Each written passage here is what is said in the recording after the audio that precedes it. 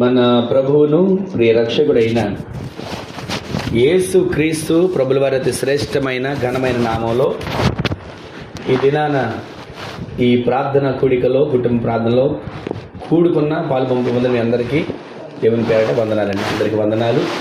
దేవుడు ఎంతవరకు మనలను మన కుటుంబంలో సజీవమైన రెక్కల నీడలో కాచి కాపాడి భద్రపరిచి క్షేమాన్ని అనుగ్రహించి ఈ 17వ తారీఖు వరకు ఆయన సజీవమైన రెక్కల నీడలో భద్రపరిచి 48 రోజుల పాటు ఈ సంవత్సరంలో మనల్ని పోషించిన దేవునికి ఒక్క క్షణం 2 చేతులెత్తి దేవునికి స్తోత్రం చేద్దాం. హల్లెలూయా, హల్లెలూయా.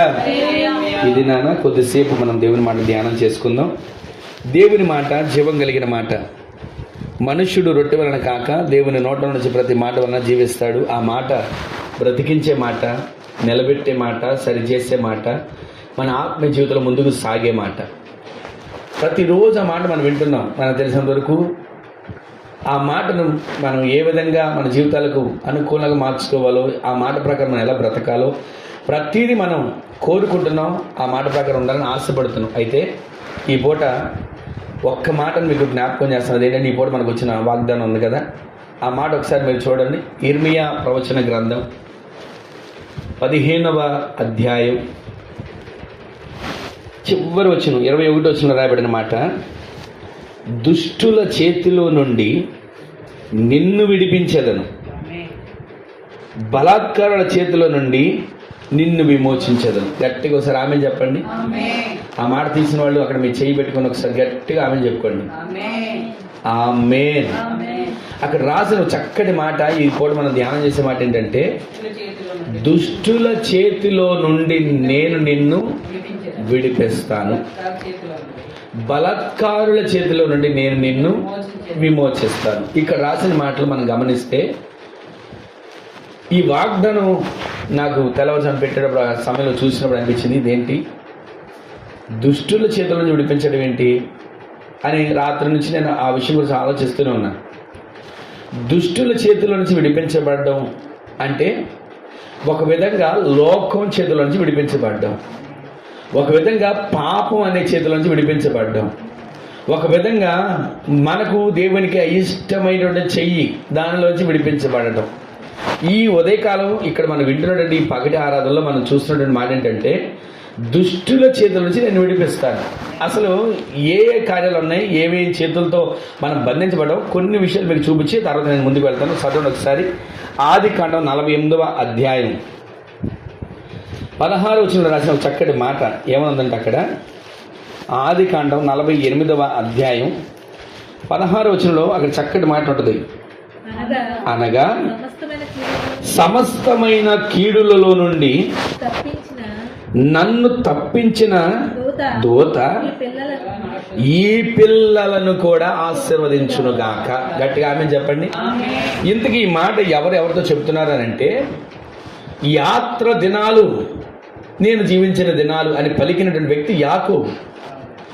ఆయన యోసేపు పిల్లలను దీవిస్తూ పలుకుతున్న మాట, సమస్తమైన కీడుల నుంచి నన్ను తప్పించిన దేవుడే, సమస్తమైన కీడులలో నుంచి నన్ను దాటించిన దేవుడే, సమస్తమైన ఉపద్రవాలలో నుంచి నన్ను విమోచించిన దేవుడే, ఈ పిల్లలను కూడా దాటిస్తాడు, ఆశీర్వదిస్తాడు, నిలబెడతాడు, విమోచిస్తాడు అనే మాట మనం చదువుతున్నాం. ఇక్కడ మనం గమనిస్తే, దుష్టుడి కీడులో నుంచి నేను తప్పిస్తాను, దుష్టుడి చేతిలో నుంచి తప్పిస్తాను అని అన్నాడు. దుష్టుల చేతిలో నుంచి నేను నిన్ను ఏం చేస్తాను? మూలవాక్యం మనం విన్నాము, తప్పిస్తా, విడిపిస్తా. ఆయన విడిపించే దేవుడు. అసలు దుష్టుడి చేతులు అంటే ఎలా ఉంటున్నాయి అంటే, ఆ దుష్టుడి చేతులు ఎలా ఉంటాయి, ఏ విధంగా ఉంటున్నాయి, మన మీదకి వచ్చి ఏ విధంగా మనల్ని పట్టుకోవాలి ఉంటున్నాయి. 90 క్రితం చదివాం కదా, వేట కాని ఊరిలో నుండి ఆయన నిన్ను విడిపిస్తాడు. అంటే ప్రతిరోజు వేటగాడు వల వేస్తానుంటాడు, బాణాలు వేస్తానుంటాడు. అంటే దేనికి? ఏ రకంగా అయినా సరే చంపాలి, తినాలి. ఏ రకంగా అయినా సరే ఆత్మీయ జీవితం తొలగిపడేట్లకు చేయాలని చెప్పి, ఆత్మీయంగా ఎదనొకటి చేయాలని చెప్పి వాడు బాణాలు వేస్తాడు, వలలు వేస్తాడు. అయితే ఈ రోజున మనం చదువుతున్న మాట, మనం వింటున్న మాట ఏంటంటే, దుష్టుని చేతిలో నుంచి నేను నిన్ను విడిపేస్తా. అసలు దుష్టుడు ఎవడు? ఆ దుష్టుడి కార్యాలు ఏంటి? దేనిలోంచి దేవుడు మనల్ని విడిపిస్తానంటున్నాడు, దేనిలోంచి మనల్ని బయటికి తీసుకొస్తానంటున్నాడు అంటే ఇక్కడ మనం చదివిన మాటలు గమనిస్తే యాకోబు తన కుమారుడు యోసేపునకు పుట్టిన పిల్లలను దీవిస్తూ అంటున్నాడు, మీకు సమస్తమైన కీడు నుంచి నన్ను తప్పించిన దేవుడే మిమ్మల్ని కూడా తప్పేస్తాడు. నేను మామూలు మార్గాల్లో వెళ్ళరా, నేను వెళ్ళిన ప్రతి ఒక్క చోట దుష్టుడు నన్ను వెంటాడుతూనే వచ్చాడు. నేను వెళ్ళిన చోటల్లా నాకు కీడు కలుగు చేస్తూనే వచ్చాడు. ఈరోజు సుఖంగా ఉన్నాం అన్న ఆశ లేకుండా, ఈ పూట నెమ్మదిగా జీవిస్తున్నాం అన్న ఆలోచన లేకుండా, అన్నీ ఉన్నా ఏదో ఒక అనాలోచన నాలో కలుగు చేసి నేను ఎదగనివ్వకోకుండా, ఇదిగో కొన్నిసార్లు నా కూతురు ద్వారా ఇబ్బంది పడ్డా, కొన్నిసార్లు ఇదిగో నా కుమారులు ఊరొచ్చి ఆ ఊళ్ళోకి వెళ్ళి అందరిని చంపేస్తే దాని ద్వారా దిగులు పడ్డా. ఇదిగో ఎన్నని చెప్పగలను నా జీవితంలో ఎదురైన సమస్యలు, కీడులు, ఒక కీడా 2 కీడులా, అక్కడ రాసిన మాట చదివాం మనం, సమస్త కీడులు అంటండి. ఎన్ని కీడుల్లో నుంచి దేవుడు యాకోబుని తప్పిస్తా వచ్చాడు. ఈ రోజు నీ మాటలు వింటున్న మన జీవితంలో దేవుడు మనల్ని దుష్టుల కీడు నుంచి విడిపిస్తాడు, దుష్టుల నుంచి నిన్ను విడిపిస్తానంటున్నాడు, దుష్టుడి చేతిలో నుంచి నిన్ను విడిపిస్తానంటున్నాడు. అంటే వాడు ఒక్కటి కలుగు చేస్తాడు అనడానికి లేదు. ఇక్కడ మనం యాకోబు అనే మాట వింటున్నాం, సమస్త కీడుల్లో నుంచి నేను దాటించబడ్డా, సమస్త కీడులు నా మీదకి వచ్చాయి, సమస్త కీడులు నన్ను వెంటాడే, ఎన్నో రకాల కీడులు నా మీదకి వచ్చి నన్ను బాధించిన ఆ సమస్త కీడులలో నుంచి నన్ను తప్పించిన నా దేవుడే ఈరోజు మిమ్మల్ని కూడా ఆశీర్వదించబోతున్నాడని ఆయన దీవిస్తున్నాడండి. ఆ దీవెన ఈరోజు మన మీద నింపబడును గాక. మనం ఎప్పుడు కూడా మన నోటితో మనం దీవించే దీవెన మన పిల్లల్ని దీవిస్తామా? ఆ దీవెన మీరు అనుకోవచ్చు నేను దీవిస్తే దీవెన కలుగుతుంది అని అనుకోకండి. మీ పిల్లలు మీరు దీవించండి, వారు దీవించబడబోతున్నారు. మీ పిల్లలు మీరు ఆశీర్వదించండి, వారు ఆశీర్వదించబడబోతున్నారు. మీ పిల్లలకు ప్రతిరోజు కూడా మీరు మీ నోటితో దీవిస్తారంట. ఆ దీవెన మొన్న ఒక సేవకుడు చెప్తుంటే విన్నా, మనం ఏది మాట్లాడినానంటండి ఈ భూమి మీద 7 సార్లు తిరుగుద్ది అంటండి. 7 సార్లు తిరిగి తిరిగి తిరిగి తిరిగి తిరిగి తిరిగి దేవుడి సన్నిధికి వెళ్ళిద్దంట. అది మనం దీవించిన దీవెనైనా, మన నోటితో పలికిన శాపమైనా, ఏదైనా మాట అయినా ప్రతిది కూడా ఇక్కడ 7 సార్లు తిరుగుద్ది అంటండి. అందుకే మన నోటితో ప్రతిరోజు కూడా మన బిడ్డలను ఏం చేయాలి? దీవించేటట్లుగా మన నోరు మార్చబడను గాక. మనం ఆ విధంగా మార్చబడాలండి. ఇక్కడ యాకోబు ఆయనకి ఎన్నో కీడులు వచ్చాయి. ఇప్పుడు ఒక మాట అంటున్నాడు యాకోబు, ఏమన్నా తెలుసా? సమస్త కీడులు నాకు వచ్చాయి, రాలేదంట్లా. సమస్త బాధలు నాకు వచ్చాయి, రాలేదంట్లా.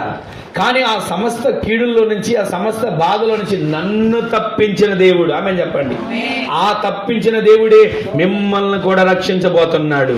ఆ తప్పించిన దేవుడే మీ పిల్లలైన మీరు మిమ్మల్ని కాపాడబోతున్నాడు. ఆ తప్పించిన దేవుడే నాకు ఒక దూతను ముందుగా పంపి నడిపించాడే, అదే దేవుడు మీ కొరకు కూడా దూతను పంపబోతున్నాడు అని దీవించిన ఆ దీవెన మనం వింటున్నామండి. ఈరోజు దుష్టుడి చేతుల నుంచి నేను విడిపిస్తానంటే కీడు నుంచి నేను తప్పిస్తాడు, కీడు నుంచి నిన్ను విడిపిస్తాడు. కీడు అంటే మనం అనుకుంటాం, ఎవరైనా ఏదైనా ఇంట్లో చనిపోతే దాన్ని కీడు అంటాం, ఏదైనా జరిగితే అది కీడు అంటాం. దాని గురించి కాదు, అది కాదు కీడు. నీ ఆత్మీయ జీవితం పతనం చెయ్యాలని ప్రయత్నించే అపవాద ఆలోచనలే కీడు. ఆ అపవాద ఆలోచనలు తరిమి కొట్టగలిగేటట్లుగా మన ఆత్మీయతో మార్చబడాలండి. ఇందాడా ఎందుకు ఇంకా కన్నీరనే పాటలో నాకు ఎందుకో ఆత్మీయుడు ప్రేరేపించి ఆ పాట వచ్చిన ఎత్తుకోగానే, ఆ పల్లవి ఎత్తుకోగానే వచ్చిన గుర్తురాలి నాకు. తర్వాత చూసిన తర్వాత చూస్తే ఉంది, రాళ్ళు తగులుతున్నాయని రాళ్ళు తగులుతాయని మనం ఎదకు ఫలించకుండా ఉంటామా? మన్ను అంటుతుందని చెప్పి నాటపడకుండా ఉంటామా? ఎన్ని మాటలు అర్థాలు ఉన్నాయండి దానిలో. మనం వెళ్తున్నప్పుడు రాళ్ళు తగులుతుంటాయి, రాళ్ళు తగిలి అని చెప్పి మనం ఫలించుకోకుండా ఉండటానికి మనం ఎందుకు నిరసలిపోవాలి? ఏ రాళ్ళు తగిలినా సరే, ఏ రకమైన అవమానాలు వచ్చినా సరే, నీవు ఫలించే విషయంలో ఫలభరితంగా మార్చబడదు కాక. ఫలించే విషయంలో నీవు ఆయన వైపు చూస్తూ ఫలించే చెట్టుగా మార్చబడే ధన్యత నా దేవుడు దయచేయును గాక. ఏ కీడైనా రానివ్వండి, ఈ కీడులన్నిటి నుంచి యాకోబుని తప్పించాడు. మనం తప్పించాడా? యాకోబును తప్పించిన దేవుడే సాక్షి చెప్తున్నాడు. యాకోబును తప్పించినటువంటి ఆ మాట దేవుడు తప్పించాడని యాకోబు సాక్షి చెప్తున్నాడు. ఏమని తెలుసా? సమస్త కీడులు నాకు వచ్చాయి. పిల్లారా వినండి, సమస్త కీడులు నా మీదకి వచ్చాయి, సమస్త బాధలు నా మీదకి వచ్చాయి, సమస్త అవమానాలు నా మీదకి వచ్చాయి. అప్పటి వరకు ప్రేమించిన వారిగా ఉన్నవారే, పొగిడిన వారిగా ఉన్నవారే, పలకరించిన వారే నన్ను చూసి హేళన చేయడం మొదలు పెట్టారు. మోసం చేశాడు, దొంగిలించాడు, మా ఆస్తి తీసుకుపోతున్నాడు అని అన్నారు. ఎన్ని కీడులు వచ్చాయి నా మీదకి. అయినా కానీ ఆ కీడులన్నిటిలో నుంచి నా దేవుడు తన దూతను నాకు ముందుగా పంపించి నాకు తోడుగా ఉన్నట్టుగా ఈ రోజున మీకు నా దేవుడు తోడుగా ఉండును గాక. ఈ రోజున నా దేవుడు మీ కుటుంబాలకు తోడుగా ఉండును గాక. ఆయన మీ మీదకి రాబోతున్న ఏ కీడునైనా సరే దానిని తరిమి కొట్టగలిగినటువంటి శక్తిని దేవుడు మీ అందరికీ అనుగ్రహించును గాక. ఈ రోజున విశ్వసించండి, కీడు నుంచి మనం దాటించబడాలి. దుష్టుడి చేతుల నుంచి మిమ్మల్ని విడిపిస్తాను అని అన్నాడు కదా. ఒక మాట చెప్పి పక్క వెళ్ళిపోయేవాడు కాదండి మనం ఆరాధించే దేవుడు. ఎప్పుడైనా సరే ఆయన ఒక మాట, ఒక వాగ్దానం చేశాడంటే ఆ వాగ్దానంలో మనం నిత్యము కూడా అంటు కట్టబడిపోవాలి. ఆ వాగ్దానం మనం ప్రతిరోజు కూడా ఆయనతో సహవాసం చేయగలిగిన వారికి మార్చబడాలి. మనం ప్రతిరోజు అంటండి, మనలో గడిచిన రాత్రి ఒక సేవకుడు మన జరిగిన సంఘక్షేమ వృద్ధులు చెప్పిన మాట విన్నాను. మనమట 6 అనే సంఖ్యలో మనం బాధపడుతున్నాం. ఈ 6 అనే సంఖ్యలో ఎన్నో రకరకాల పరిస్థితులు ఉన్నాయి.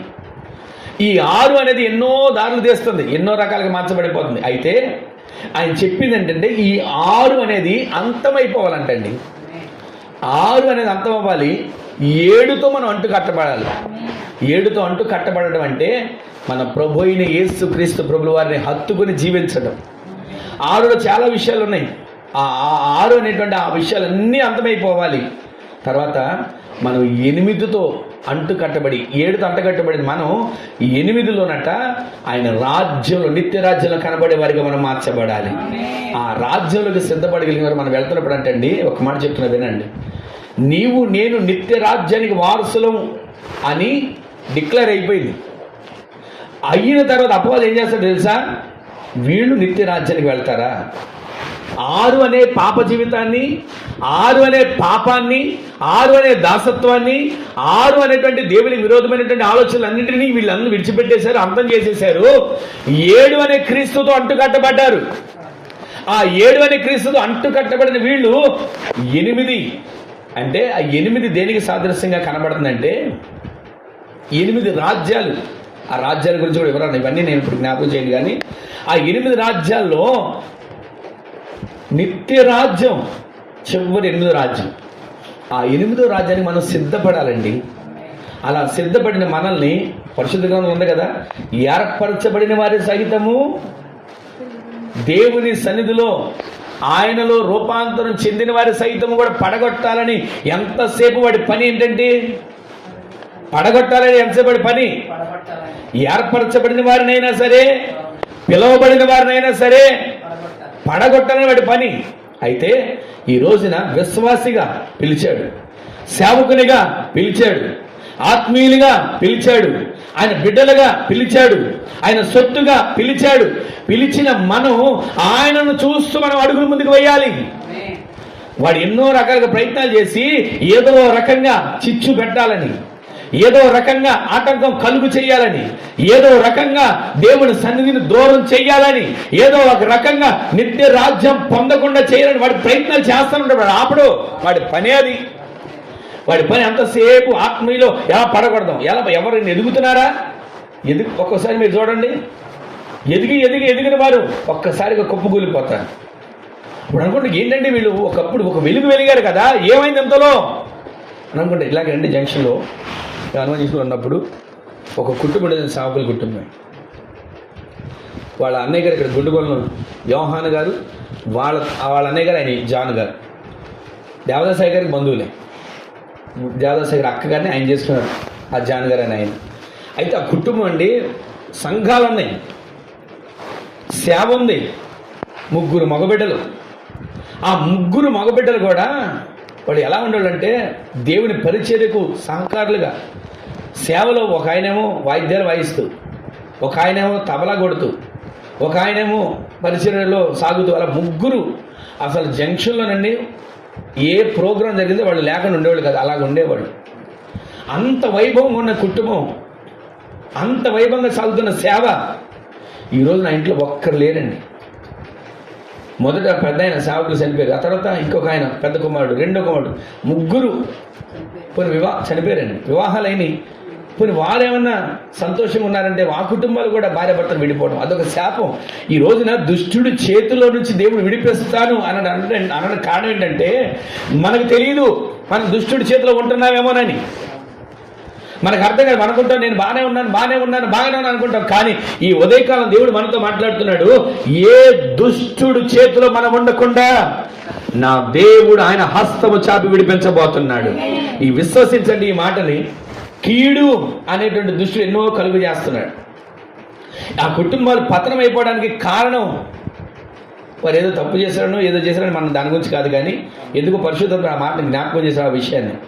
ఈ రోజున దుష్టుడి చేతిలో ఒకప్పుడు వెలిగిన వారే వెలిగి అసలు ప్రాంతంలో ఎక్కడ చూసినా వాళ్లే, ఏ సభలు చూసినా ఏ కూడికలు చూసినా వాళ్లే. అలాంటిది ఒక్కసారిగా పతనం అయిపోయింది. దానికి కారణం దుష్టుడు ఎంతసేపు వల పన్నుతాడు, దుష్టుడు ఎంతసేపు బాణాలు వేస్తాడు, దుష్టుడు ఎంతసేపు ఆత్మీయ జీవితాన్ని పోగొట్టాలని దెబ్బతీయాలని చూస్తాడు. ఎందుకంటే ప్రార్థనలు ఎదుగుతున్న వారిని వాడు టార్గెట్ పెట్టుకుంటాడండి. భక్తులు ఎదుగుతున్నారు, అసలు భక్తి చేయని వాళ్ళని పట్టించుకోడు. ఆ విషయం తెలుసా మీకు? అసలు భక్తి చేయని వాళ్ళని లేదా నామకథం కాసేపు ఒక దండం పెట్టి వెళ్ళిపోతాం అనుకునే వాడు అసలు ఆడ జోలికి వెళ్ళడు. ఎందుకు చెప్పనా? వాడు ఆడ అకౌంట్లోనే ఉంటాడు. అందుకని వాళ్ళ జోలికి వెళ్ళడు. ఎవరు భక్తిలో మండుతున్నారో, ఎవరు ప్రార్థనలో మండుతున్నారో, ఎవరు వాక్యంలో మండుతున్నారో, ఎవరు సహవాసాలు మండుతున్నారో, ఎవరు పరిశుద్ధాత్మలో మండుతున్నారో వాడికి తెలుసు. అందుకే వాడు ఎంతసేపు టార్గెట్ పెట్టుకొని ఎవరు మింగుదుమా రాసిన కదా పత్రికల్లో, వాడు గర్జించు సింహము వలె ఎవరిని మింగుదుమా అని చెప్పి ఏం చేస్తున్నాడు అంటండి, తిరుగులాడుతున్నాడు. అది గమనించాలి. మన ఆత్మీయ జీవితం కాపాడుకునేటట్లుగా మనము దేవునిలో నిత్యము పోరాడే వ్యక్తులుగా మార్చబడదుము గాక. ఇంకా పాట కూడా అదే వచ్చింది కదా, పోరాడేది మన అంధకార శక్తులతోనటండి, దురాత్మ సమూహంతో. మామూలు మనుషులతో కాసేపు పోట్లాడితేనే మనం అలసిపోతున్నామే, మరి దురాత్మ సమూహంతో పోరాడాలంటే మనం ఎంతగా దేవునిలో బలం పొందాలి? శారీరకమైన బలం కాదు, ఆత్మీయంగా మనం ఎప్పుడు మండుతున్న వారిగా మార్చబడదుము గాక. మన దేహంలో అన్నట్టండి పైకి మన మాలు కనపడినా సరే లోపంలో ఎప్పుడు కూడా ప్రార్థన అనే మంట మండుతూనే ఉండాలి. గట్టిగా ఆమె చెప్పండి. ఎప్పుడు మంట మండుతూనే ఉండాలండి. మన పైకి మామూలుగా ఏదైనా పని చేసుకుంటున్నా ఎలా ఏదైనా పనిలో ఉన్నా సరే లోపల మాత్రం మంట తగ్గకూడదు. ప్రార్థన అనే మంట కానీ, అభిషేకం అనే మంట కానీ, స్తుతించే మంట కానీ, ఆయన సందులో యేసు రక్త ప్రోక్షణ చెప్పే మంట కానీ ఏది మనలో తగ్గకూడదండి.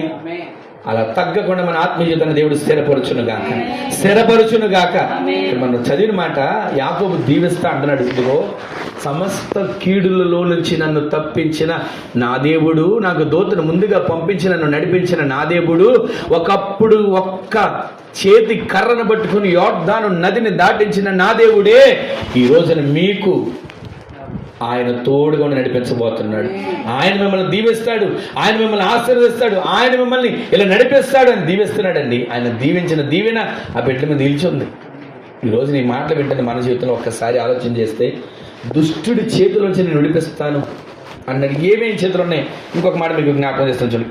కీర్తనల గ్రంథం 37వ కీర్తన 40వ చరణం. కీర్తనల గ్రంథం 37వ కీర్తన 40వ చరణం. 40.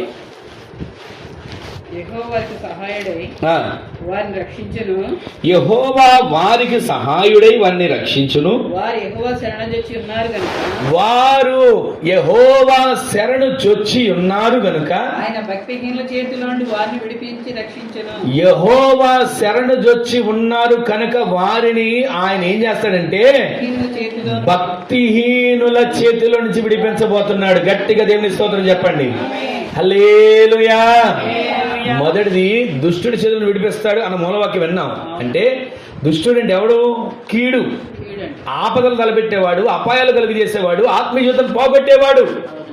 వాడి చేతిలోని దేవుడు నిన్ను నన్ను విడిపిస్తాడు. ఇక్కడ మరొక మాట వింటున్నాం, అదేంటి చెప్పనా? భక్తిహీనుల చేతిలో నుంచి అంట విడిపిస్తాడు, రక్షిస్తాడు. అంటే ఒక మాట చెప్తున్నాను వినండి. భక్తిహీనుల చేతిలో మనం ఎలా ఉంటాం? అసలు భక్తిహీనుల చేతిలో మనం ఎందుకు ఉంటాం చెప్పనా? వాళ్ళు ప్రార్థన చేయరు, చేసేవాళ్ళని, అది భక్తిహీనుల పని. వాడు మందిరానికి వెళ్ళరు, వెళ్ళే వాళ్ళని, వాళ్ళు పని చేయరు, చేసేవాళ్ళని. అంటే దాని అర్థం ఏంటంటే భక్తిహీనుడు ఎంతసేపు వాడు తినడు, తినేవాడిని తినేవాడు. ఇంత తింటున్నావా అని అంటాడు, తింటే. తినకపోతేనేమో ఉపవాసం ఉంటున్నావా అని అంటాడు. ఒక మాట మనం గమనిస్తే భక్తిహీనుడు ఎంతసేపు బురద జల్లాలని చూస్తాడు. ఎక్కడ? మన మనిషి మీద, మన బట్టల మీద కాదు, ఆత్మీయ జీవితం మీద. వాడి పని అది. ఎంతసేపు చేతులు పట్టుకుంటాడు. ఏంటిది? బురద. ఆ బురద పట్టుకుని ఎవరి మీద చల్లుదాం. ఒక్కొక్కరు ఉంటారని నేను చూస్తుంటాను. ప్రార్థన పనులే, సాగులే. వారు మాట్లాడే మాట 2 అర్థాలు వచ్చే మాట్లాడతారు ప్రతిదీ కూడా. ఇదేంటి వీళ్ళు సేవకులేనా ఇలా మాట్లాడతారంటే నాకు బాధ వేస్తుంది. ఈరోజు నీ మాట వింటున్న మన జీవితంలో ఎంతసేపు ఒక్క మాట మాట్లాడామా దానికి 10 అర్థాలు చేస్తారు. మనం మాట్లాడేది ఆత్మీయంగానే మంచిగానే మాట్లాడతాం. నువ్వు పెద్ద భక్తిపరుడువా ఇలా చేసేవా, ఏదో ఒకటి రకంగా బురద జరుగుతానంటారు. ఏమలే దేవుడి కార్యం చేశాడు, దేవునికి మహిమ అని అంటే ఒక మాటతో పోయింది కదా. దానికి మళ్ళీ ఇక్కడ అంటాం కాకుండా ఇంకో చోటుకి గ్రూప్ మీటింగ్ పెడతారు. ఇలా జరిగిందంట, ఇట్లా చేసిందంట, ఇట్లా జరిగిందంట అని. అంటే దాని అర్థం ఏంటంటే ఎంతసేపు భక్తిహీనుడు జల్లుతున్నాడు.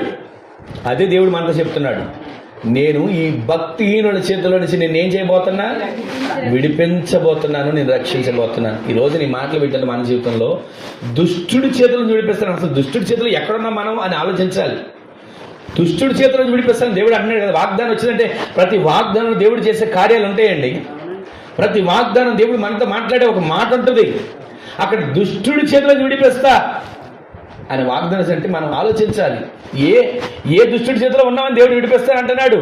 నేను బాగానే ఉన్నానుగా, బతికే ఉన్నానుగా, బట్ట కట్టుకుని ఉన్నానుగా, తిరుగుతూనే ఉన్నానుగా, కష్టపడుతూనే ఉన్నానుగా, తింటూనే ఉన్నానుగా అని మనం అనుకుంటున్నాం. కానీ మనకు తెలియకుండా మన ఆత్మీయ జీవితం దుష్టుడి చేతిలోకి వెళ్ళిపోతుందేమో.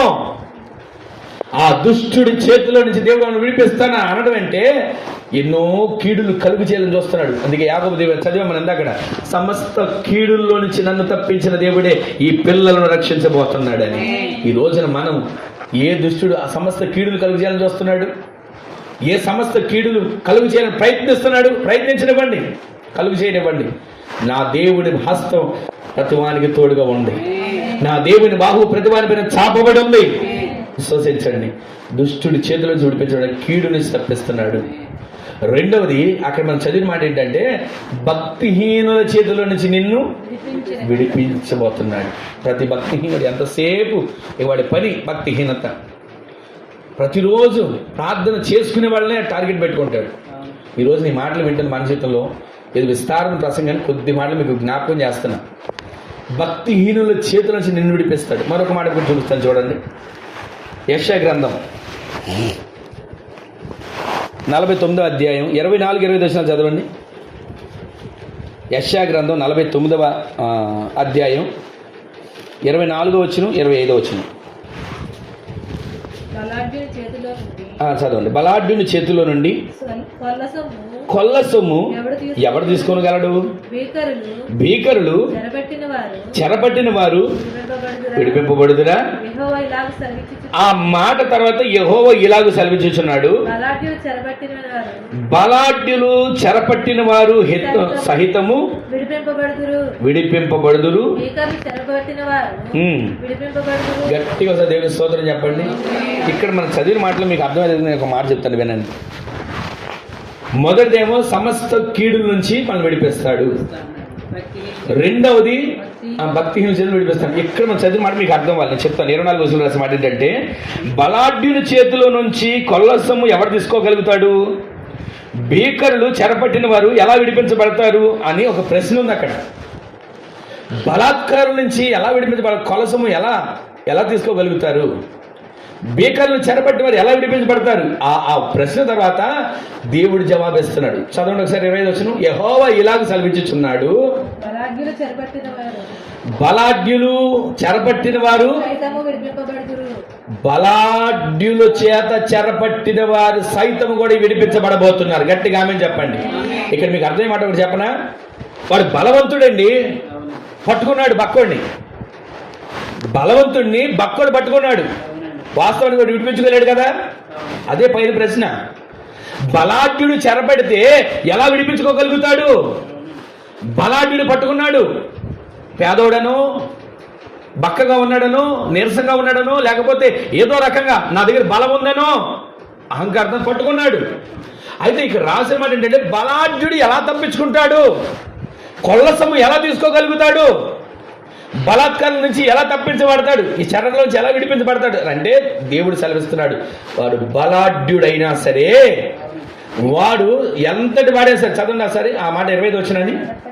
బలాఢ్యుడు చెరపట్టబడిన వారు సహితము, బలాఢ్యులైనా సరే, చెరపట్ట ఎంత చెర నిన్ను పెట్టాలని చూస్తున్న వారైనా సరే, సహితము విడిపింపబడుతుంది. వారి చేతిలోంచి నువ్వు విడిపించబడబోతున్నావు. ప్రతిరోజు నాకు బలం ఉందని, నాకు ఏదో పదవి ఉందని, నాకు ఏదో అధికారం ఉందని చెప్పి అణిచివేసేవాళ్ళు ఉంటారు. ఆత్మజీవితంలో అణిచివేసేవాళ్ళు ఉంటారు. ఎంతసేపు అణిచివేస్తేదే పెట్టుకుంటారు పని, ఎదగనివ్వరు. దేవుని సందులో ఒక మొక్క పెట్టామండి, మొక్క ఎదగాల అలాగే ఉండాలా? దేవుని సందులో కదా. ఇప్పుడు మనం పెరట్లో మన ఇంట్లో చిన్న మొక్క పెట్టాం, మట్టిలోనో కుండీలోనో, పెరగాలనుకుంటామా? సంవత్సరం అయిన తర్వాత మొక్క అలాగ ఉండాలి అనుకుంటామా? అలా ఉండాలి అని అనుకుంటే కనుక అది ప్లాస్టిక్ మొక్క పెట్టుకోవాలి. ఎంతకాలం ఉన్నా సరే వాడిపోదు, ఎండిపోదు, దానికి నీరు పోయి అక్కర్లేదు, ఏది అవసరంలా. ఎన్ని సంవత్సరాలైనా సరే అలాగే ఉంటుంది సూరమంట. కానీ దేవుడి సందులోకి వచ్చిన మనం మొక్కగా ఉన్న ప్రారంభంలో రాను రాను రాను రాను భక్తిలో, ఆత్మీయతలో, ప్రార్థనలో, అభిషేకంలో ఎదుగుతూ ఎదుగుతూ ఎదుగుతూ ఎదుగుతూ ఉండాలి. కానీ వీరేం చేస్తారు తెలుసా? ఎదగకూడదు. నేను బలాఢ్యుడిని, నేనే కనపడాలి, నాకు అధికారం ఉంది, నేనే కనపడాలి అని అనుకుంటారు. కానీ అక్కడ రాసిన మాట ఏంటంటే, బలాఢ్యుడు ఒకవేళ అణచాలని చూసినా, బలాఢ్యుడు ఒకవేళ నిన్ను ఎదగకుండా చెయ్యాలని చూస్తున్నా, నా దేవుడు అంటున్నాడు, బలాఢ్యులైనా సరే వారి చేతుల నుంచి నేను విడిపించబోతున్నాను, బలాత్కారులైనా సరే వారి చేతుల నుంచి నేను విడిపించబోతున్నాను.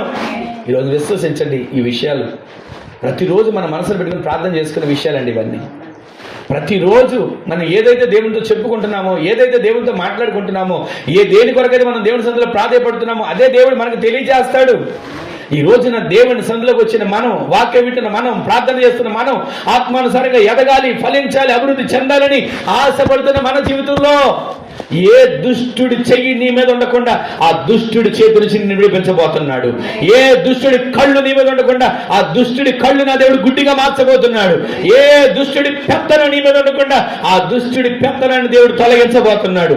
విశ్వసించండి, దుష్టుడి చేతుల నుంచి నేను విడిపిస్తా అని వాగ్దానం చేసిన వాగ్దానం ఈ నెలలో మన జీవితాల్లో ప్రభు నెరవేర్చునుగాక.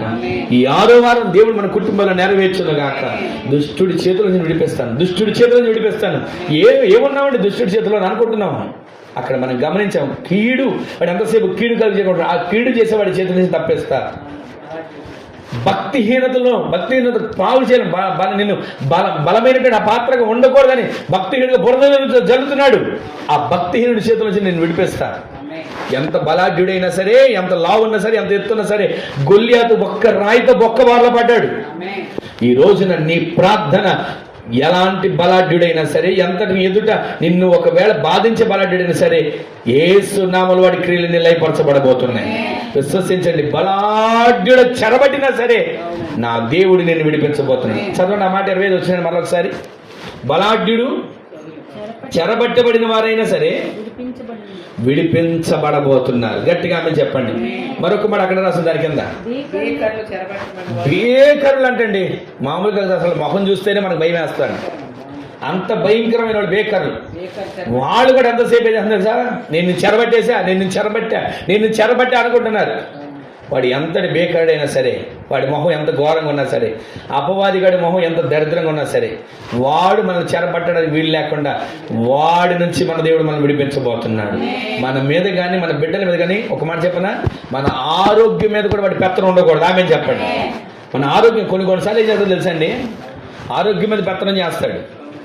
ఏదో రకంగా గొంతు మీదో, శరీరం మీదో, దేహం మీదో, ఎక్కడో చోట. ఎందుకంటే గొంతు బాగుందనుకోండి, ప్రార్థన చేస్తే వాడి క్రియలు పనిచేయవు కదా. అందుకని వాడు ఎక్కడ ఏ పార్ట్ వాడికి నాశనాన్ని తీసుకొస్తుందో తెలిసి ఆ పార్ట్ మీద వాడు పెత్తనం చేస్తాడు. ఒక మాట చెప్తే, ఈరోజు మీకు ఎక్కడ బలహీనత ఉన్నా మీరు ప్రతిరోజు ప్రార్థన చేస్తున్నప్పుడు అక్కడ మీరు చేయి పెట్టుకొని యేసు రక్తంలో ప్రతి అపవాది బంధకాలు కాలిపోవాలని చెప్పండి. ఆ మాట మీరు పలకండి. మీ జీవితాల్లో మీరు దేవుని ద్వారా పొందే మేలులు సాక్షులుగా నిలబడుదురు గాక. వాడు మిమ్మల్ని బంధించడం కాదండి, వాడిని మనం బంధించేవాడు ఎట్లా మన ఆత్మ జీవితం మార్చబడాలి. గట్టిగా ఆమె చెప్పండి. 3 విషయాలు మనం వింటూ వచ్చాం. ఒకటేమో సమస్త కీడులు అనేటువంటి ఆ దుష్టుడి చేతుల నుంచి తప్పేస్తాడు.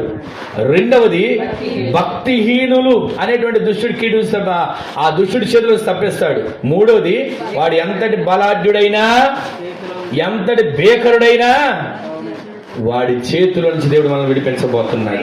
ఇంకొక చక్కటి మాట చెప్తాను మీకు, చూడండి. అది యెషయా గ్రంథం 54 అధ్యాయం 17 వచనం. ఈ మాట మీకు అందరూ తెలిసిన మాట, చూడండి ఒకసారి. 54:17.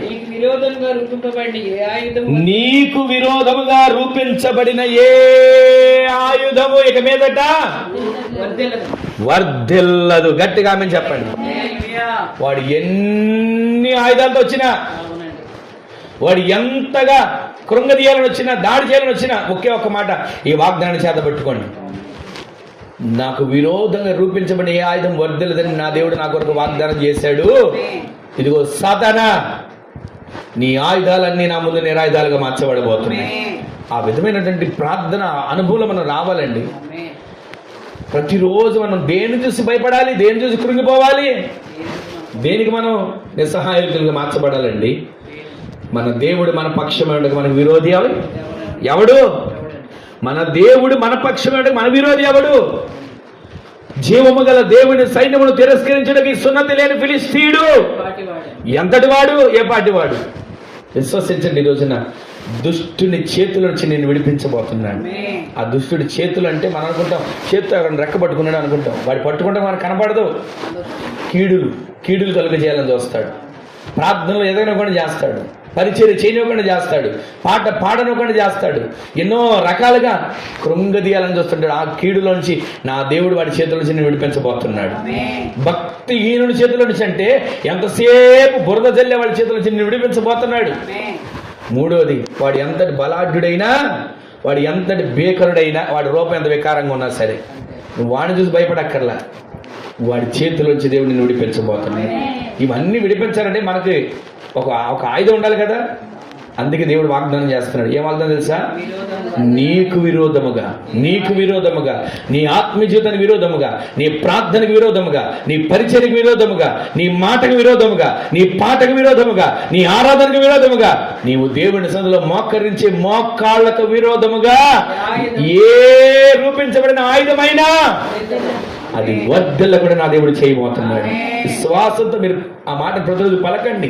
ప్రతిరోజు మీ ఇంట్లో గుమ్మంలో మీరు బయటకు వెళ్తాం వస్తున్నప్పుడు ఒకే ఒక మాట, నాకు విరోధంగా రూపించబడిన ఏ ఆయుధము వర్ధిల్లదు. మనం పలుకుతాం మాట ఒక్కోసారి, కానీ ఆ మాటలోనట దేవునికి మహిమ తెచ్చే విధంగా మనం పలికితే వెంటనే మన దేవుడి కార్యాలు చేయబోతున్నాడు. వెంటనే మన దేవుడి కార్యాలు చేయబోతున్నాడు. ఎంతకీ విరోధంగా రూపించబడిన ఆయుధం వర్ధిల్లదు కదా. ఇంకొక మాట జ్ఞాపకం తెచ్చుకోండి. ఇర్మియా గ్రంథం 50వ అధ్యాయం, ఇర్మియా గ్రంథం 50వ అధ్యాయం 34 వచనం చక్కటి మాటను చూడండి. అక్కడ ఒక చక్కటి మాట ఉంటుందండి. ఎందుకని మనకు విరోధంగా రూపించబడిన ఆయుధం వర్ధిల్లదని దేవుడు అన్నాడు. అసలు దేవుడు ఎవరు? అక్కడ ఒక మాట ఉంటుంది. 50వ అధ్యాయం 34 వచనం. అసలు చూసారా మాట? చదవండి ఒకసారి 34 వచనం. వారి విమోచకుడు బలవంతుడు, సైన్యములకు అధిపత్యకు యెహోవా అని ఆయనకు పేరు. ఈ రోజున ఈ మాట వింటున్న మనసు చదవండి, పూర్తి చేయండి. భూమికి విశ్రాంతి కలుగ చేయుటకును. విన్నారా మాట? ఇప్పటి వరకు కొన్ని మాటలు మనం విన్నాం. 3 విషయాలు. అదేంటంటే దుష్టుడి చేతిలో వచ్చి నేను విడిపిస్తాడు అనే మాట మనం తీసుకుని విన్నాం. ఎవడా దుష్టుడు? కీడులు కలుగు చేసేవాడు. ఎవడా దుష్టుడు? ప్రార్థనలు ఎదగకుండా చేసేవాడు. ఎవడా దుష్టుడు? ఆత్మ జీవితంలో నిన్ను ముందుకు సాగలేకుండా చేసి కీడులు కలుగు చేసేవాడు. ఆ కీడులో నుంచి మనం తప్పించాలని చెప్పి ఆయన ఆ కీడుగా చేసేవాడి చేతుల నుంచి మనం తప్పించడానికి ఆయన దిగి వచ్చాడు. రెండవది, భక్తిహీనుల చేతుల నుంచి మనం విడిపించాడు. ఇక్కడ మూడోది మనం విన్నాం, వాడు ఎంతటి బలవంతుడైనా, ఎంతటి బలాఢ్యుడైనా, ఎంతటి బేకరుడైనా వాడి చేతులు మనం విడిపిస్తాడు. సరే, ఇక్కడ వరకు బాగానే ఉంది. విడిపిస్తాడు విన్నాం. ఇంతకు విడిపించేవారు ఎవరు? అది ఆమె చెప్పండి. విడిపించేవాడు ఎవరో కూడా మనకు తెలియాలి కదండి. విడిపిస్తాడు అంటున్నాం. ఇప్పుడు మనం ఒక వస్తువు కొనడానికి వెళ్ళాం. ఆ వస్తువు కొని చూసి చూడగానే తీసుకురాం. మొదట దాన్ని టెస్ట్ చేస్తాం, ఇది పని చేస్తుందా లేదా, ఎలా పని చేస్తుంది, అసలు దీన్ని తయారీ చేసింది ఎవరని ఈ కంపెనీ, ఏ కంపెనీ అని చూస్తాం, అన్నీ చూస్తాం. చిన్న పెన్నుతో సహా చూస్తాం, ఇది రెనాల్డ్సా లేకపోతే వేరేనా, ప్రతిదీ చూస్తున్నాం. అలాగే ఇక్కడ కూడా విడిపిస్తాడు విడిపిస్తాడు విడిపిస్తాడు విడిపిస్తాడు బాగానే ఉంది. ఆ విడిపించే దేవుడు మనకేం చేస్తాడు, అసలు ఆయన ఎవరు అని అంటే ఇక్కడ మనం చదివాం, నీకు విరోధముగా రూపించబడిన ఏ ఆయుధం నీ ముందు వర్ధిల్లకుండా చేస్తాడు ఆయన. ఆమె చెప్పండి ఇంతకు ఆయన ఎవరు అంటే ఇక్కడ ఇరిమియా గ్రంథం చదవండి ఒకసారి. అంటే వారి విమోచకుడు బలవంతుడు ఆయన ఎవరంటే బలవంతుడు. గట్టిగా ఆమె చెప్పండి. ఆయన బలవంతుడు, ఆమె చెప్పండి. ఆయన శక్తివంతుడు, ఆమె చెప్పండి. ఆయన సర్వము అధికారము కలిగిన వాడు, ఆమె చెప్పండి. ఆయన సృష్టికర్త, ఆమె చెప్పండి. చదవండి ఇప్పుడు ఆ మాట. సైన్యములతో యెహోవాని ఆయన పేరేంటంటే సైన్యములకు అధిపతి అయిన యెహోవా. గట్టిగా ఆమె చెప్పండి. మనం ఆరాధించే దేవుడు సైన్యంలో ఒక వ్యక్తి అని కాదు, సైన్యాలకే ఆయన అధిపతి. ఆమె చెప్పండి. ఆయన రాజులకు రాజు, ప్రభువులకు ప్రభువు. ఆయన సైన్యములకు అధిపతి యెహోవా అని ఆయన పేరు. ఇప్పుడు ఆయన ఏం చేస్తున్నాడు ఒకసారి కింద మాట చదవండి. భూమికి విశ్రాంతి కలుగజేయుటకును, భూమికి విశ్రాంతిని కలుగు చేయడానికి, బబులోను నివాసులకు కలవరము పరచడానికి ఆయన బాగుగా వాదించి వారిని వ్యాజ్యమాడి కడముట్టించెను. విన్నారా ఈ మాట? మీకు అర్థమైందా మాట? ఆయన బాగుగా ఏమాడాడంట? ఎవరి కోసం? ఆయన బిడ్డల కోసం అండి. ఆయన బిడ్డల కోసం ఆయన ఏ పనైనా చేస్తాడు. నీ శత్రువును నేను ఎంతసేపు వాదించగలుగుతాం? కాసేపు వాదించగలుగుతాం, తర్వాత నీరసం వచ్చింది లేదా తర్వాత చూసుకుందాం అని అంటాం. కానీ మన దేవుడు అలా కాదు. పైన రాసిన మాట బబులోను వారిని కలవరపరచడానికి అంటండి. ఏ శత్రువు బబులోనులాగా నేను కలవరపరిచాడు? బబులోను సామ్రాజ్యాన్ని చూసి రాజ్యాలన్నీ కలవరపడ్డాయి. బబులోను ఆ రాజును చూసి అందరూ కలవరపడిపోయా, నువ్వు పెట్టిన ప్రతిమకి దండం పెడతాం, నువ్వు పెట్టిన ప్రతిమకి మొక్కుతాం, నిన్ను తప్ప మేము వేరెవరిని ఆరాధించం అని అన్నవాళ్ళు కూడా ఉన్నారు. కానీ ఆ బబులోనుకు కలవరపరచడానికి మన దేవుడు సైన్యములకు అధిపతిగా యెహోవాగా దిగి వచ్చాడు. ఆయన అంటాడు, నీకు విరోధంగా రూపించబడిన ఏ ఆయుధం మీకు వర్ధలవు, నువ్వు కంగారు పడాల్సిన పని లేదు. నువ్వు మీకు విరోధంగా రూపించబడిన ఏ ఆయుధం నీ మీద పెత్తనం చేయదు, వర్ధలదు. నేను ఎవరినో తెలుసా? నేను వాదించగలిగిన వాడిని, నేను బలవంతుడను. వారు అంటున్నారు వారి విమోచకుడు అంటే, విమోచన అంటే విడిపించడం. విడిపించే దేవుడు మన దేవుడు బలవంతుడు. ఆయన సైన్యములకు అధిపతి అయిన యెహోవా అనే పేరు ఆయన పేరు. ఆయన ఏం చేస్తాడు తెలుసా? బబులోను వారిని కలవరపరుస్తాడు. కలవరపరచడమే కాదు, వారితో వాదించి నిన్ను వ్యాజ్యమాడి అన్ని కడముట్టించే వరకు కూడా నిన్ను విడిచిపెట్టాడు. ప్రతిరోజు కూడా ఒక్క మాట మీరు జ్ఞాపకం ఉంచుకోండి. అసలు మనం ఆరాధించే దేవుని శక్తి మనకు తెలియాలండి. మనం ఆరాధించే దేవుని బలం ఏంటో మనకు తెలియాలి. ప్రతిరోజు కూడా అయ్యా ఇదిగో ఒకప్పుడు శూర కార్యాలు చేసావు, ఇదిగో పలానా సరే నీ కార్యాలు చేసావు తండ్రి, నా జీవితంలో కూడా ఈ చిన్న కార్యం ఇది చెయ్యయ్యా అని మనం ఆయన చేసిన కార్యాలన్నీ ఎత్తిబట్టి ప్రార్థన చేసుకోవాలండి.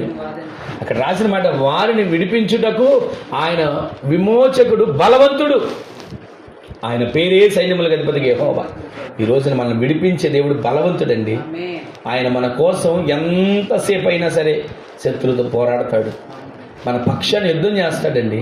మనం యుద్ధం చేయక్కర్లా. దావీదు కూడా అదే అంటారు కదా, యుద్ధము మాది కాదు ఆయనదే. యెహోషాపాతు కూడా అంటాడు, యుద్ధం మాది కాదు, ఆయన యుద్ధం చేస్తాడు. ఈ రోజున మనం ఎందుకు యుద్ధ రంగంలో మనం కలవరపడాలి? బబులోను కలవరపరిచే దేవుడు ఆయన. మన కలవరపట్టాలన్న సమస్యను కూడా కలవరపరచగలిగిన దేవుడు ఆయనే. మనకి ఎంతవరకు సమస్య వచ్చి మనం కలవరపరిచి మనం కంగారు పడిపోతున్నాం. కంగారు పడకండి. ఆ సమస్యనే కలవరపరచబోతున్నాడు. ఆ సమస్యనే కలవరపరచబోతున్నాడు. బబులోను కలవరపరిచిన దేవుడు నీ కోసం వ్యాజ్యం ఆడతాడు, నీ కోసం వాదిస్తాడు, నీ కోసం ప్రయాసపడతాడు. నీ కోసం ఎంతటి కష్టానైనా సరే ఆయన సహించి దానిని కడముట్టించబోతున్నాడు. ఆయన నీ విమోచకుడు, ఆయన నీకు విడిపించే దేవుడు.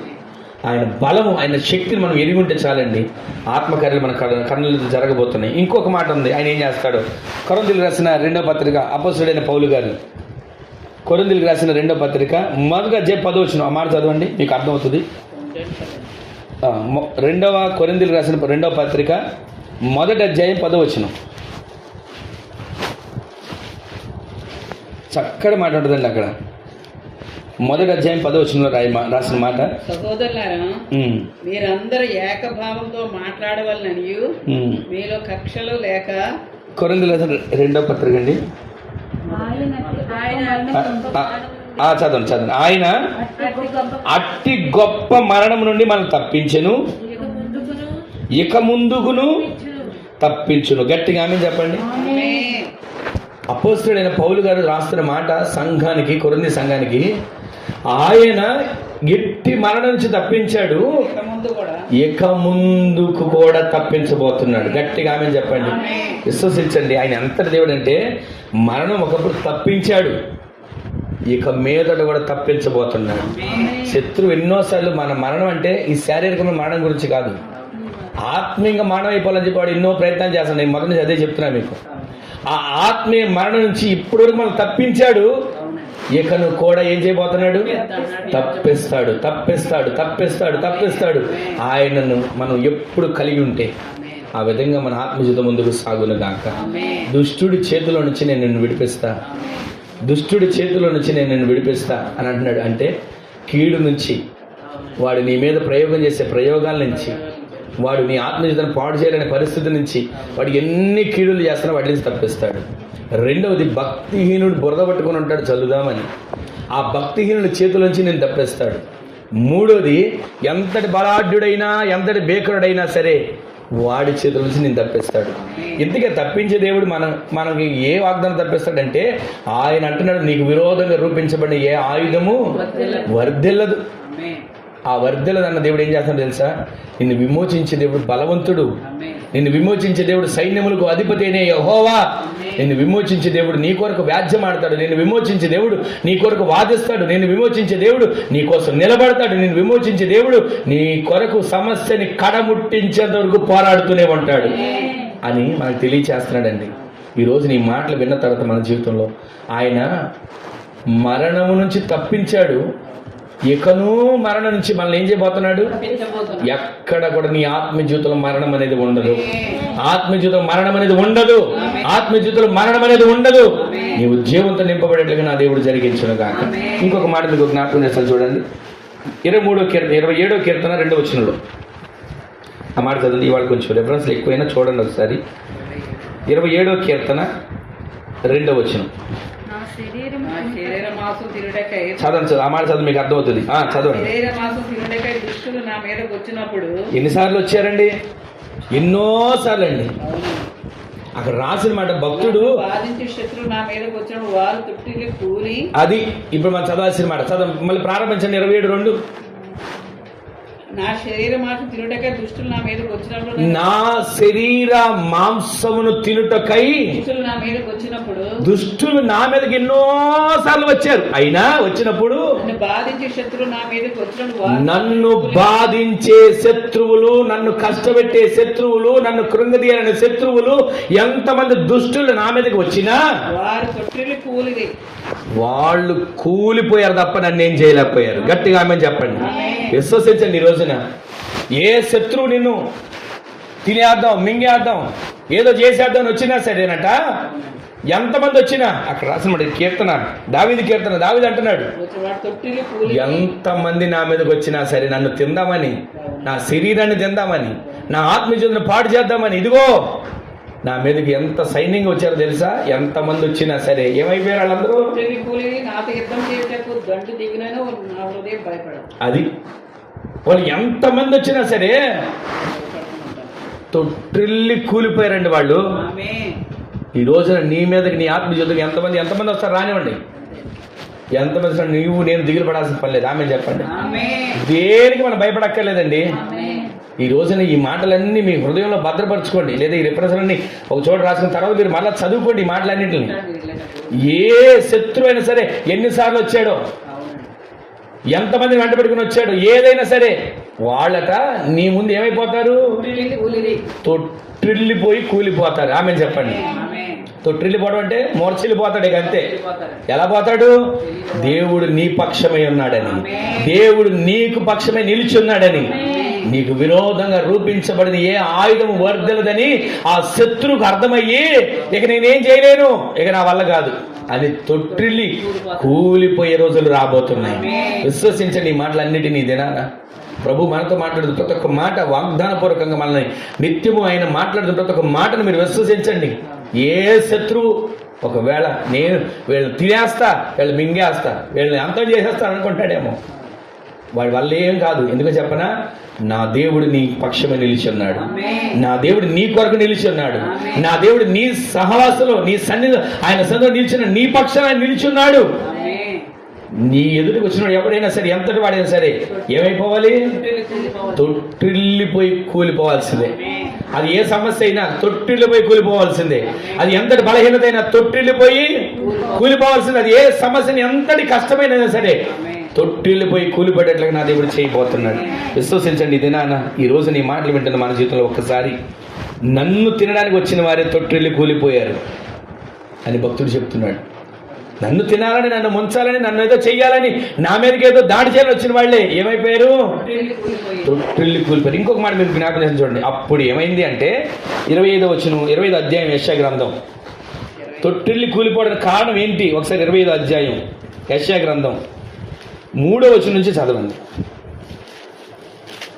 అసలు తొట్టిల్లి పోయడానికి కారణం ఏంటి, ఎక్కడ ఈ మాట మనకు అర్థమవుతుంది.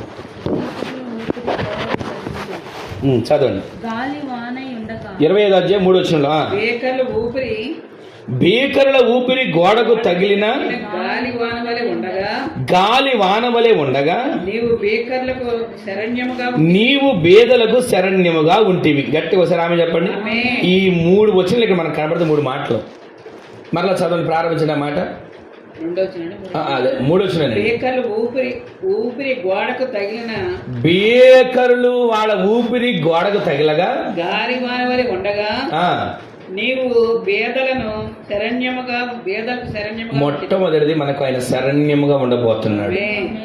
ఆయన మనకి ఎలా ఉంటాడు తెలుసా, ఈ దుష్టుడి చేతిలోంచి మనం విడిపించడానికి, ఆ కీడు చేసేవారి చేతిలోంచి విడిపించడానికి, భక్తిహీనుల చేతిలోంచి విడిపించడానికి. మరొక మాట విన్నాం, బలాఢ్యులు బేకరులు వాళ్ళ చేతిలోంచి నిన్ను నన్ను మనల్ని విడిపించడానికి ఆయన ఒక ఆయుధాన్ని ఉంచాడు. నీకు విరోధంగా ఏ ఆయుధం రూపించబడేది వర్ధిల్లదనే ఒక ఆయుధం ఇచ్చాడు. ఆ ఆయుధం ద్వారా మనం శత్రువుని జయించగలుగుతాం. ఆయన పేరు ఏంటంటే ఆయన బలవంతుడు, ఆయన పేరు సైన్యముల అధిపతి యెహోవా. ఆయన నీ పక్షాన వాదిస్తాడు, నీ పక్షాన వ్యాజ్యమాడతాడు. ఆయన నీ కొరకు ఏ శత్రుడైనా కడముట్టిన శత్రువు నిలబడతాడు. ఈ రోజు నీ మాటలు వింటాను మనం ఎన్నోసార్లు. ఇదిగోనండి, వాళ్ళు నన్ను మింగాలని వచ్చేసారు, వాళ్ళు నన్ను నా శరీరాన్ని తినేయాలని వచ్చారు. కానీ దావీదు అంటున్నాడు, వాళ్ళు ఎంతగా నన్ను తినాలని వచ్చినా సరే వాళ్ళే కుప్పకూలిపోయారు. వారు తొట్టిల్లు ఏమైపోయారు, కూలిపోయారు. ఆ వాగ్దానం మన పట్ల నెరవేర్చబడిన కాక. వాళ్ళు ఎందుకు తొట్టిల్లు కూలిపోయారు చెప్పనా, దేవుడే దావీదుకు శరణ్యముగా ఉన్నాడు. శత్రువు తొట్టిల్లి కూలిపోవాలంటే దేవుడు మొట్టమొదటిగా నీకు నాకు ఆయనే శరణ్యముగా మార్చబడిన గాక. అంటారు కదా భక్తులు, అయ్యా దేవా నీ శరణు జొచ్చి ఉన్నాను, దేవా నీ శరణు జొచ్చి ఉన్నాను అని వేడుకున్నారు కదా. అలా శరణు జొచ్చిన వారికి ఆయనే శరణ్యముగా మార్చబడబోతున్నాడు. తర్వాత మాట చదవండి, ఇంకొక మాట అక్కడే.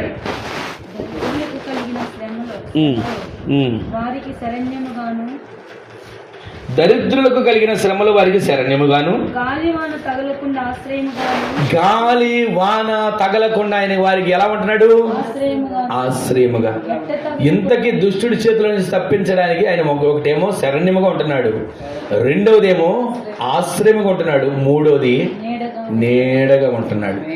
ఈ రోజున మనకు ఆయనే శరణ్యముగా, ఆయనే ఆశ్రయముగా, ఆయనే నీడగా మన కొరకు నిలుచునుగాక.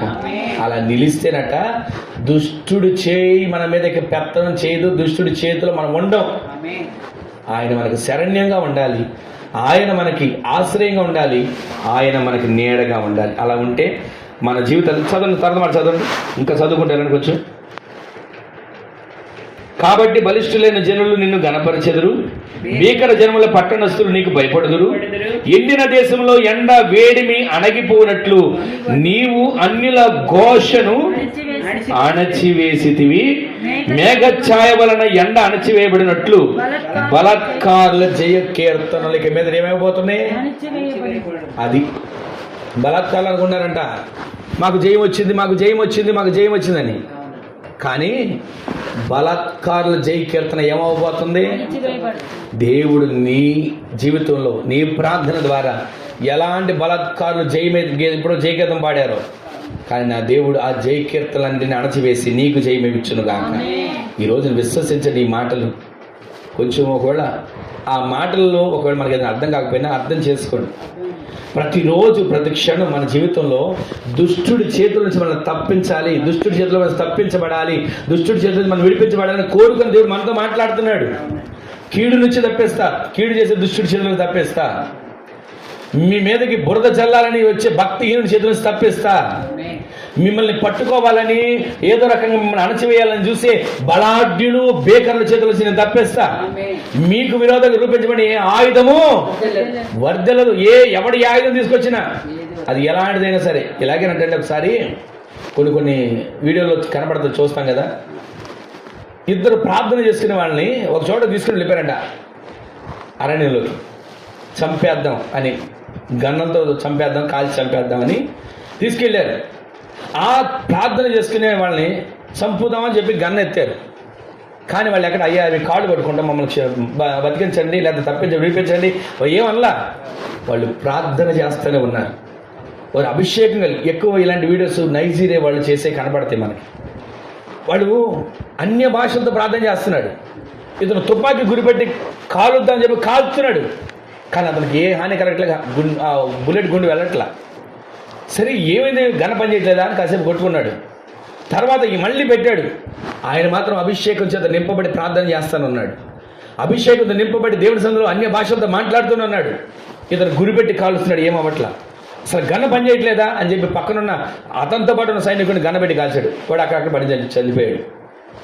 ఇక ఎంత కాలుస్తున్నా సరే అతని వల్ల కావట్లా. చివరికి అసలు గన్న పని చేయట్లేదా అని చెప్పి మళ్ళీ తన నుదుటిలో పెట్టుకొని తన కాల్చుకున్నాడు. ఏమయ్యాడు? ఇంకా నీ మీదకి హాని చేయాలని శత్రువు ఎన్ని రకాలుగా దాడి చేస్తున్నా, నీవు ప్రార్థనలో ఉంటే, నీవు అభిషేకంలో ఉంటే, నీవు దేవుని కృప చేత నింపబడితే, వాడు ఎన్ని బుల్లెట్లు ఏకపాటి తీసుకొచ్చినా సరే నీకు ఏ హాని కలగదు. వాడు అణిచివేయబడబోతున్నాడు. చివరి మాట చదవండి అక్కడ, జయ కీర్తన. బలాఢ్యుడు చదవనా మరి చివరి మాట. బలాత్కారులు ఎంత జయ కీర్తన చేసి నేను వీడిని జయించాను, వీడిని చంపుతాను, వీడిని ఏదో చేస్తాను, వీడిని ఆత్మజీవితం పాడు చేస్తాను అనుకుంటున్నాడేమో. వాడి జయ కీర్తన ఏమవబోతుంది? అణచివేయబడబోతుంది. ఆమేన్ చెప్పండి. దేవుడు ఇక మీదట నీ ముందర ఏ శత్రువు జయ కీర్తన వినబడకుండా అణచివేయను గాక. వాడి క్రియలన్నీ అణచివేయబడును గాక. దుష్టుడి చేతుల నుంచి నేను తప్పిస్తాడు, దుష్టుడి చేతుల నుంచి తప్పిస్తాడు. ఇంకా చాలా విషయాలు ఉన్నాయండి. ఇంకొక మాట, అదే యెషయా గ్రంథం 29 అధ్యాయంలో రండి ఒకసారి, కొంచెం పేజీ తిప్పి.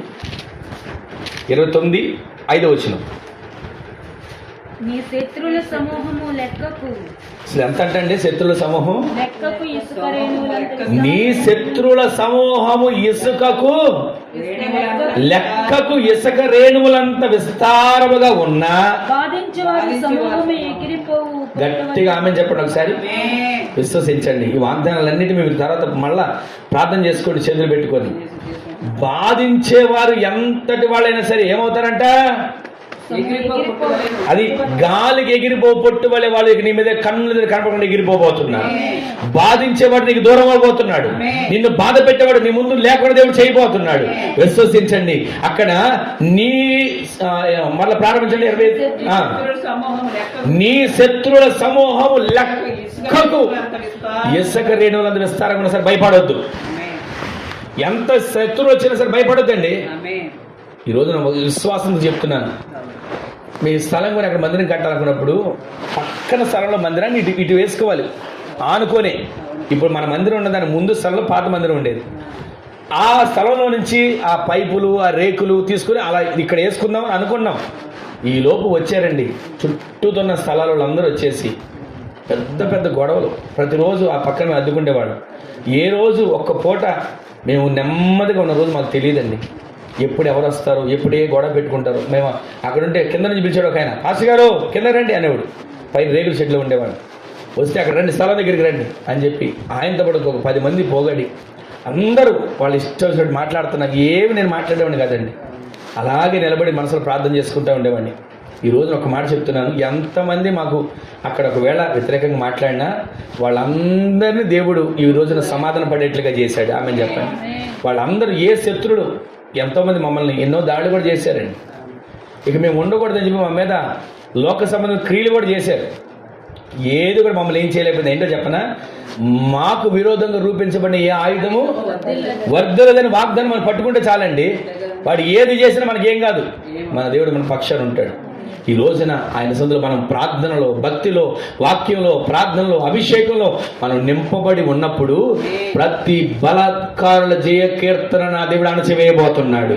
బలాత్కారుల జయ కీర్తన నా దేవుడు అణచివేయబోతున్నాడు. ఈరోజు విశ్వసించండి, మీ జీవితాల్లో ఈ కార్యాలన్నీ మీ కన్నులతో మీరు చూసి సాక్షులుగా చెప్పే కార్యాలు దేవుడు చేయబోతున్నాడు. విశ్వసించండి. దుష్టుడి చేతిలో నుంచి నేను వారిని ఏం చేస్తాను, విడిపిస్తాను. ఇంకొక మాట అదే 29, ఇప్పుడు 20 వచ్చిన చదవండి. 29, 20 చెప్పుకోదాం చూడండి. ఇక్కడ బలాత్కారులు లేకపోదురు. గట్టిగా ఆమె చెప్పండి. బలాత్కారులకు ఏమవుతారంటే అండి, లేరు, ఇక ఉండరు, అంతే. ఆమె చెప్పండి. తర్వాత మాట చదవండి. ఎంతసేపు ఎవరో ఒకరు చూసి అపహాసం పరిహాసం ఇక్కడ పనులు, ఇక వాళ్ళు ఉండరు. ఆమె చెప్పండి. ఉండరంటే అది అంటే మనుషుల గురించి చెప్పట్లేదండి, నీ ఆత్మ జీవితంలో దుష్టుడు చేసే కార్యాలు ఇక్కడ ఉండవు. నిన్ను అపహాసం చేయడానికి, బాధించడానికి, గేలి చేయడానికి, అవమానకరంగా నిన్ను మాట్లాడడానికి ఇక మీద దుష్టుడికి అవకాశము ఉండదు. నా దేవుడు ఆ కార్యాలు ఈ సంవత్సరం, ఈ నెలలో చేయను గాక, ఈ నెలలో ప్రారంభించును గాక. ఇంకొక మాట చదవండి, మత్తయి సువార్త. ఆ ఒక్క మాట చదివిన తర్వాత మనం ప్రార్థన 2 వచనాలు చదివి ప్రార్థన చేసుకుందాం. మత్తయి సువార్త 6వ అధ్యాయం 13 వచనం.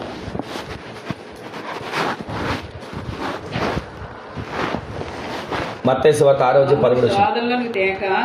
మమ్మును శోధనలోకి తేక దుష్టుని నుండి మమ్మల్ని తప్పించుము. గట్టిగా ఆమె చెప్పండి. అంటే ఈ ప్రార్థన మనం ఎప్పుడు చేసుకునేది, పరలోకమందున్న మా తండ్రి పరిశుద్ధపరచబడి, ఈ పరలోక ప్రార్థన మనం చేసుకుంటాం, చేయమని అనట్లేదు. కానీ చివరిలో ఏమంటాం, మమ్మును శోధనలోనికి తేక దుష్టుల కీడు నుంచి మమ్మల్ని తప్పించాలి. ఇంతకీ అక్కడ ఏముంది అంటే కింద 3 విషయాలు కనబడతాయి. రాజ్యము, బలము, మహిమ. అంటే నీ రాజ్యము, నీ బలము, నీ మహిమ మాకు తోడుగా ఉంటే మేము దుష్టుడిని జయించగలుగుతాం. నీ రాజ్యము, నీ మహిమ, నీ బలము మాకు నీడగా ఉంటే మేము దుష్టుడిని జయించగలుగుతాం. నీ రాజ్యము, నీ బలము, నీ మహిమ మాకు ఆశ్రయముగా ఉంటే మేము దుష్టుడిని జయించగలుగుతాం. నీ రాజ్యము, నీ మహిమ, నీ బలము మాకు తోడుగా ఉంటే మేము శరణ్యము కలిగిన వారిగా మార్చబడగలుగుతాం. ఈరోజు విశ్వసించండి, ఆయన రాజ్యము, ఆయన బలము, ఆయన మహిమ మాకు నిత్యము తోడుగా ఉండి దుష్టుడిని ఎదిరించగలిగిన, దుష్టుడి చేతుల నుంచి విడిపించగలిగిన వారిగా మన ఆత్మ జీవితం దేవుడు మార్చునుగాక. చివరిగా ఒక్క మాట చదివి మీరు ప్రార్థన చేసుకొని మూసేద్దరు. కానీ 16వ అధ్యాయం 20 వచనం, రోమా పత్రిక, రోమీలకు రాసిన పత్రిక, అపొస్తలుడైన పౌలు గారు 16వ అధ్యాయం 20 వచనం ఆ మాట చదివి మన మోకాళ్ళ మీదకి వచ్చేద్దాం. అవునండి. సమాధానకర్తయగు దేవుడే సాతానును కాళ్ళ క్రింద, మీ కాళ్ళ క్రింద శీఘ్రముగా చితకు దొక్కించబోతున్నాడు. గట్టిగా ఆమె చెప్పండి. ఈ వాగ్దానాలన్నీ విన్నాం మనం. చివరికి చేసిన పని తెలుసా, మూలవాక్యం విన్నాం. దుష్టుడి చేతుల నుంచి నేను మిమ్మల్ని విడిపిస్తాను. అంటే విడిపించాలంటే మధ్యలో జరిగిన ఈ వాక్యాలన్నీ ముఖ్యమే. చివరి వాక్యం ఏంటి చెప్పనా, దుష్టుడి చేతుల నుంచి నీవు విడిపించబడాలంటే దుష్టుడు నీ పాదాల కింద ఉండాలి. వాడి చేతిలో నువ్వు కాదు, నీ పాదాల కింద దుష్టుడు ఉండబోతున్నాడు. నీవు నీ పాదాలతో దుష్టుడిని చితక దొక్కబోతున్నావు. నిశ్చయముగా నిశ్చయముగా నిశ్చయముగా సమాధానకర్తకు దేవుడే నిశ్చయముగా నీ పాదముల కింద అపవాదిని, సాతానును చితకదొక్కబోతున్నాం. నమ్మిన వాడు ఆమె చెప్పండి. ఈ ఉదయకాలం, ఈ మధ్యాహ్నం కలిగి మాట వింటారు. మన జీవితంలో ఇంతవరకు ఏ దుష్టుడి చేతులు, ఏ కీడు, ఏ భక్తిహీనులు, ఏ రకమైన బలాఢ్యులు, ఏ రకమైన బేకర్లు వెంటాడారు, వేధించారు, కలవరబెట్టారు. ఈ నెల ఈ దినాన 17వ తారీఖు మీరు ప్రార్థన చేసుకుంటున్నారు. మీరు ఈ మాటలన్నింటిని రాసుకొని వీటి మీద చేయబెట్టి ప్రార్థన చేసుకోండి. ప్రతి దుష్టుడు బలాత్కారం అణచివేయబడబోతుంది. ప్రతి దుష్టుడి క్రియలు లయపరచబడబోతున్నాయి. ప్రతి దుష్టుడి కార్యాలు తొలగిపోబోతున్నాయి. నీకు విరోధముగా రూపించబడిన ఏ ఆయుధము వర్ధిల్లదు. ఆయన నీకు శరణ్యంగా ఉంటాడు. ఆయన నీకు ఆశ్రయంగా ఉంటాడు. ఆయన నీకు నీడగా ఉంటాడు. అలా ఉండాలంటే రాజ్యము, మహిమ, బలము అయ్యా నాకు ప్రసాదించు అని నీవు కోరుకోగలిగితే ఆయన ఇస్తాడు. ఇచ్చిన దానిని బట్టి నిశ్చయముగా సాతానుని నీ కాళ్ళ కింద శీఘ్రంగా చెదరదొక్కించుదువుగా. ఈ రోజు నీ విన్న ఈ మాటలు ఒకసారి మరలా జ్ఞాపకం చేసుకుంటూ ప్రార్థన చేసుకుందాం. మోకరించండి. అందరు కూడా మోకరించి కన్నులు మూసుకోనండి. చివరి ప్రార్థన చేసుకుందాం. అందరు కూడా మోకరించి ఒక చిన్న ప్రార్థన చేసుకోండి. అయ్యా, ఇది నాతో మాట్లాడి మీ మాట బట్టి వందనాలు. దుష్టుల చేతుల్లో నుంచి నీవు నన్ను విడిపిస్తానన్నావు. అవునయ్యా, ఏ దుష్టుడు ఏ చేతులు మేము ఉన్నామో తేటగా 3 విషయాలు మాకు తెలియజేశారు తండ్రి. ఇదిగో నాయన, లోకం అనేటువంటి అపవాది ఎవరు మింగుదుమా అని గర్జించే సింహాలు తిరుగుతూ అయ్యా ఈ దుష్టుడుగా ఒక్కొక్కరిని ఆత్మీయతలో పడగొడుతూ ఆత్మీయతలో బలహీనపరుస్తున్న వాడి కీడు నుంచి తప్పించండి నాయన. వాడి కీడులో పడకుండా, వాడి కీడు చేతులు ఎక్కడ ఎవరి మీదకి రాకుండా దాని నుంచి తప్పించండి ప్రభువా. భక్తిహీనుల చేతుల నుంచి విడిపించండి అయ్యా. ఆత్మీయతలో నమ్మకం ఎదుగుతున్న వారిని రకరకాలుగా నాయన బురద చల్లుతున్నటువంటి వాడి కీడు నుంచి, వాడి భక్తిహీనుల చేతుల నుంచి విడిపించండి ప్రభువా. 3వదిగా తండ్రి, ప్రతిదినం బలాఢ్యులు అనుకుంటున్నారు నేను బంధించా, బలాఢ్యులు అనుకుంటున్నారు నేను పట్టుకున్నా, బలాఢ్యులు అనుకుంటున్నారు నేను గెలిచాను అనుకుంటున్నారు. ఆ బలాఢ్యుడి చేతుల నుంచి తండ్రి ఇదిగో నాయన మీ బిడ్డలు మీరు విడిపించబోతున్న దేవుడు అనుకో. బలాత్కారుల చేతుల నుంచి మీరు విడిపించబోతున్నందుకు మీకు వందనాలు చెల్లిస్తున్నాం తండ్రి. ఈ మధ్యాహ్న కాలం ఈ మాటలు వింటూ ఎవరెవరు ప్రార్థించుకుంటున్నారు వారికి మీరు ఇచ్చిన వాగ్దానం, నీకు విరోధముగా రూపించబడిన ఏ ఆయుధము వర్ధిల్లదని మీరు చేసిన వాగ్దానం నెరవేర్చండి ప్రభువా. మా విమోచకుడు బలవంతుడు మరణం నుంచి మమ్మల్ని తప్పించాడు, మరలా తప్పించబోతున్నాడు. ఎప్పటికైనా నన్ను తప్పించే దేవుడు నా పక్షాన ఉండబోతున్నాడు. ఆయన బలవంతుడు, సైన్యములకు అధిపతి యెహోవా అని ఆయన పేరు అని మేము సెలవిస్తున్నాం. ఈ మాటను పట్టుకుంటున్నాం అయ్యా. తండ్రి నన్ను మింగాలని, నన్ను నాయన శరీరాన్ని అయ్యా తినాలని ఎంతగానో నా మీదకి వచ్చినటువంటి ప్రజలు నేను దుష్టులను ఇదిగో నేను నా ముందు నిలవకుండా, నా ముందు నాయన వారికి ఎక్కడ కూడా నిలబడే హక్కు లేకుండా వాడిని అణచివేస్తానని సెలవిచ్చావు. దుష్టుడిని అణచివేస్తానని సెలవిచ్చావు. ఆ వాగ్దానం నెరవేర్చండి ప్రభు. అయ్యా, నీవే మాకు శరణ్యముగా, నీవే మాకు ఆశ్రయముగా, నీవే మాకు నీడగా ఉంటే అయ్యా ఈ దుష్టుడు కార్యాలన్నిటి మీద మాకు జయం కలుగుతుందని మరొకసారి మీరు తెలియజేసిన మీ మాటలన్నిటి వందనాలు చెల్లిస్తున్నాం తండ్రి అంటూ ఒక్క క్షణం చిన్న ప్రార్థన చేసుకోండి. రాజ్యము, మహిమ, బలము నిరంతరమైన మాకు తోడుగా ఉంచి వీటంట్లో జయం ఇవ్వాలి. చివరిగా